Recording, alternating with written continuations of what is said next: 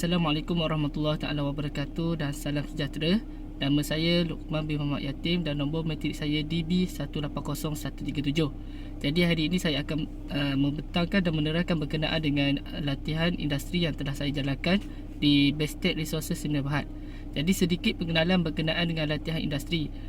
Latihan industri adalah merupakan satu syarat wajib bagi pelajar dalam program-program tertentu di semua peringkat pengajian tinggi di institusi pengajian tinggi seperti Universiti Awam, Institusi Kemahiran dan lain-lain institusi, iaitu di mana daripada peringkat CJ, diploma dan ijazah sarjana muda masing-masing.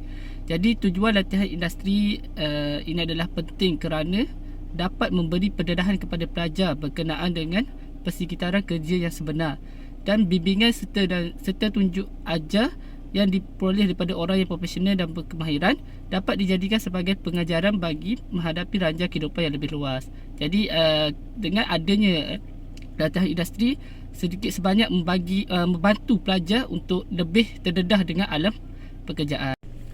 Jadi untuk pejabat pengurusan Bestek Resources Sdn Bhd terletak di bangunan Lok Kedai, iaitu beralamat pendaftar di nombor 2 arah 1 Wisma NDP, Jalan Besar Paka 23100 Dungun, Terengganu.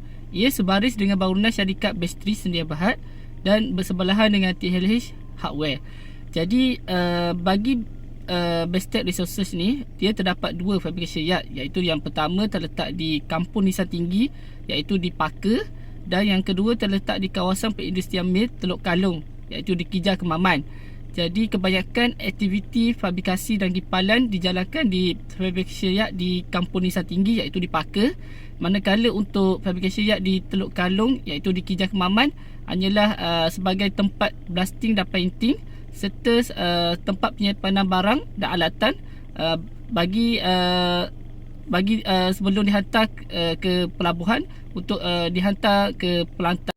Okay, untuk struktur organisasi teratas bagi syarikat Bestek Resources, iaitu diketuai oleh Zahurin bin Harun, iaitu sebagai manager director, dan diikuti oleh Lutfi bin Anwar, iaitu ketua Jabatan Kos dan Kontrak, dan diikuti oleh Nur Kafidah binti Kasmani, iaitu daripada Jabatan Procurement, dan Ahmad Reza bin Rosdi daripada Jabatan Business Development, dan Nik Azmi bin Nik Abdul Aziz, iaitu daripada Teknikal dan Commercial Department, dan akhir sekali iaitu Faras Liza binti Roshidi, iaitu dari HR dan Admin Department.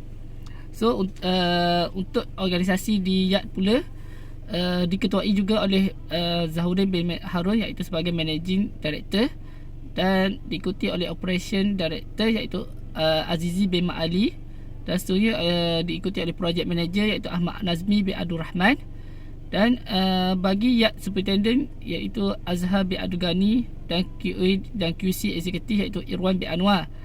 Untuk QA dan QC terdapat 3 inspektor, iaitu yang pertama Akmal Zuhrin bin Majid, yang kedua Adi Wijaya bin Muhammad Tani, dan yang akhir sekali iaitu Muhammad Afnan Afiq bin Muhammad Saufi.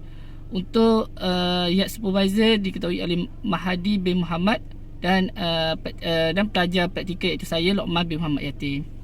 Untuk perkhidmatan yang disediakan oleh Bestek Resources Sdn Bhd ialah ada 4 perkhidmatan utama. Yang pertama berkenaan dengan Project Management Team atau dikenali sebagai PMT. Yang kedua berkenaan dengan Procurement. Yang ketiga berkenaan dengan fabrikasi. Yang keempat berkenaan dengan Offshore Installation and Commissioning. Jadi untuk keempat-empat perkhidmatan ni menjadi pilihan utamalah oleh klien. Jadi untuk alatan dan perkakasan pula, Bestek Resources Sdn Bhd juga menyediakan alatan seperti welding, cutting and beveling equipment, electrical and power supply equipment, main equipment and tools for inilah untuk pelantar, rigging and lifting equipment, hand tools, blasting and painting equipment, dan hydro testing equipment, cargo handling equipment, dan last sekali safety emergency response preparation. Maknanya alatan dan perkasan ni banyakkan diguna di pelantar minyak lah. Okay, antara klien dan vendor yang berurusan dengan Bestek Resources Sdn Bhd ialah Sapura Sapura Energy, Lude Petroleum, PBJB Group, Petronas daripada Petronas Cari Gali, Petronas Keberhad, dan PMY iaitu Petrofed Malaysia, Inquest, HES, Optima, Technofiber, Syahpadu, dan IPC iaitu International Petroleum Corporation, dan last sekali Jetstone. Jadi sekiranya terdapat request atau tempahan daripada mana-mana klien, syarikat Bestech akan berurusanlah sama ada klien meminta untuk membuat projek-projek berkenaan dengan kipalan dan aplikasi, dan kurdingan itu akan dibuat sehinggalah mendapat sebuah harga, dan barulah projek dapat diluluskan dan barulah projek dapat dijalankan di fabrikasi yard. Jadi klien juga akan membuat tinjauan dan kunjungan ke fabrikasi yard bagi memantau proses kerja dan tempahan yang diminta, supaya tidak berlaku sebarang kecelaruan atau sebarang permasalahan lah ketika projek sedang berjalan. So klien juga akan sentiasa menghubungi pihak YAP untuk mendapat update dan status semasa berkenaan dengan projek yang sedang berjalan, sehinggalah projek itu siap dan dihantar ke pelantar atau ke tapak projek. Video yang akan ditayangkan akan menerangkan lebih jelas berkenaan dengan skop kerja dan rutin harian yang dijalankan oleh pelatih semasa di fabrikasi yard di Kampung Nyoh.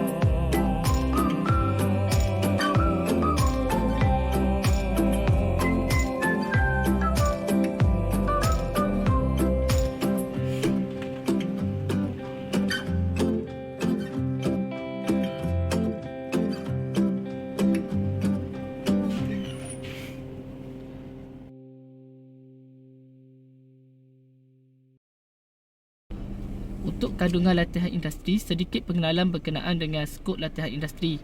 Jadi untuk skop latihan industri, prosedur penempatan pelatih ke sebuah firma praktikal akan ditentukan oleh unit latihan industri universiti. Pelatih-pelatih bahagian kejuruteraan khususnya akan ditempatkan ke firma-firma seperti sektor perkilangan, perbuatan, jabatan kerajaan swasta atau perhotelan. Oleh itu, skop latihan industri adalah berbeza-beza antara tempat praktikal yang menempatkan pelatih. Dengan subjek-subjek yang dipelajari, dapatlah pelatih mempraktikkan di tempat latihan. Walaupun tidak semua yang dipelajari semasa di kelas teori atau amali dititikberatkan, ia sedikit sebanyak dapat memberi pengajaran dan pengetahuan. Antara pengalaman dan ilmu pengetahuan yang diperolehi termasuklah pengalaman pada lukisan, perpaipan dan struktur platform yang akan dan telah difabrikasi, melakukan site visit iaitu lawatan lapangan di fabrication yard iaitu dikenali sebagai limbungan fabrikasi, bagi melihat gerak kerja yang dijalankan seperti kerja-kerja menyipar dan fabrikasi paip dan struktur logam, kerja-kerja blasting dan painting paip dan struktur logam, kerja-kerja menservis instrumen, peralatan dan perkakasan platform minyak dan gas, kerja-kerja membaiki peralatan instrumen dan mesin mekanikal, dan mendengar safety toolbox iaitu taklimat keselamatan sebelum memulakan pekerjaan di fabrication yard. Pengenalan kepada welding procedure specification iaitu BPS, jenis bahan, kod dan standard bahan yang digunakan dalam kerja-kerja fabrikasi dan kipalan. Mempelajari berkenaan dengan jenis-jenis simbol kipalan dan technical reference standard yang digunakan dalam kerja-kerja kipalan dan fabrikasi. Mengenal pasti kegunaan welding consumable yang sesuai dengan proses kerja kipalan dan berdasarkan kepada ketebalan logam yang akan dikimpal. Melakukan kerja-kerja dokumentasi seperti welding procedure specification iaitu WPS bagi kerja-kerja kipalan yang telah dilakukan pada paip dan struktur logam. Mempelajari berkenaan dengan inspection report bagi vessel yang terdapat dalam sistem DC yang menggunakan radiografi testing iaitu RT untuk mengesan kecacatan pada vessel yang akan dibaiki. Membuat template Excel bagi penghasilan daily welding report iaitu DPR untuk tujuan mengaskini maklumat kerja kepada project portfolio iaitu kepada operation team leader yang dikenali sebagai OTL. Membuat pengiraan well meter consumption bagi menentukan kadar penggunaan filem meter bagi sesuatu sambungan kipalan. Membantu material koordinator dalam membuat senarai berkenaan dengan bahan yang telah dihantar dan ditempah menggunakan Excel iaitu material receiving inspection report atau dikenali sebagai MRIR. Dan membuat senarai dan ringkasan berkenaan dengan invoice resit pembelanjaan bagi projek Petrofed untuk tujuan tuntutan pembelanjaan kepada pihak Petrofed. Menghantar maklumat berkenaan dengan daily progress report DPR bagi projek Petrofed kepada engineer dan operation team leader OTL Petrofed. Dan akhir sekali, sentiasa mengikuti perkembangan dan perjalanan projek Petrofed di fabrication yard melalui QA dan QC team. Okey, itu saja antara skop kerja yang dilakukan oleh pelatih semasa di tempat latihan industri iaitu di fabrication yard Kampunyo.